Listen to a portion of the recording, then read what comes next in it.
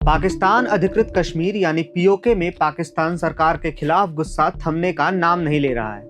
हजारों लोग सड़कों पर हैं और अब आंदोलन का नेतृत्व कर रही जॉइंट अवामी एक्शन कमेटी यानी जेएसी ने पाकिस्तान सरकार को आखिरी चेतावनी दी है।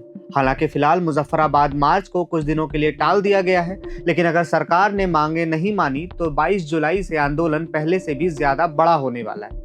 आखिर पीओके में ऐसा क्या हो रहा है कि पाकिस्तान की मुश्किलें बढ़ती जा रही हैं? पीओके में पिछले कई हफ्तों से जारी विरोध प्रदर्शन अब एक नए मोड़ पर पहुंच गया है। आंदोलन का नेतृत्व कर रही जॉइंट अवामी एक्शन कमेटी यानी जेएसी ने अपने प्रस्तावित लॉन्ग मार्च टू मुजफ्फराबाद को फिलहाल 21 जुलाई तक के लिए स्थगित कर दिया है, लेकिन इसके साथ ही पाकिस्तान सरकार को आखिरी मौका भी दिया है। संगठन ने साफ कहा कि अगर 21 जुलाई तक उनकी मांगों पर ठोस कार्रवाई नहीं हुई तो 22 जुलाई से मार्च दोबारा शुरू होगा और पीओके में धरना प्रदर्शन जारी रहेंगे। जेएसी का कहना है कि आंदोलन अभी खत्म नहीं हुआ है, बल्कि सिर्फ कुछ दिनों के लिए रोका गया है ताकि सरकार के पास बातचीत और फैसले का आखिरी अवसर रहे।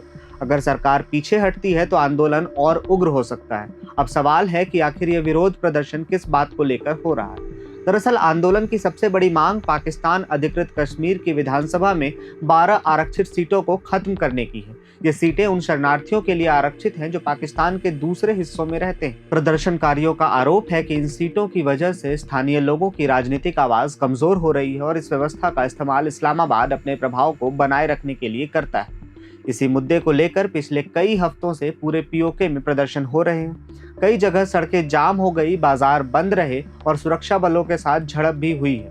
इन झड़पों में अब तक कई लोगों की मौत भी हो चुकी है और बड़ी संख्या में लोग घायल हुए हैं। हालात इतने तनावपूर्ण हो गए हैं कि पाकिस्तान प्रशासन को कई इलाकों में भारी सुरक्षा बल तैनात करने पड़े। इस आंदोलन की खास बात यह है कि इसमें केवल राजनीतिक कार्यकर्ता ही नहीं बल्कि व्यापारी, छात्र, वकील और आम नागरिक भी बड़ी संख्या में शामिल हैं। हाल के दिनों में रावलकोट समेत कई इलाकों में भारी भीड़ जुटी, जिसने पाकिस्तान सरकार पर दबाव और बढ़ा दिया है।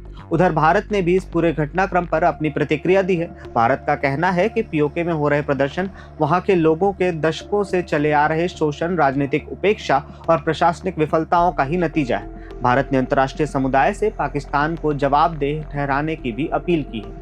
अब सभी की नजर 21 जुलाई पर टिकी है। अगर तब तक पाकिस्तान सरकार प्रदर्शनकारियों की मांगों पर कोई ठोस फैसला नहीं लेती तो 22 जुलाई से मुजफ्फराबाद की ओर लॉन्ग मार्च फिर से शुरू हो सकता है।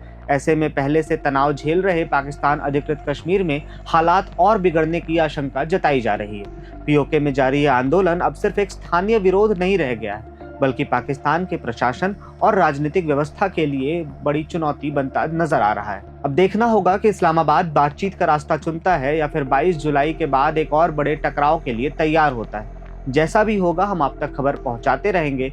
मैं हूं आयुष और आप देख रहे हैं प्रभात खबर। प्रभातखबर.com, विश्वास वही, रफ्तार नहीं।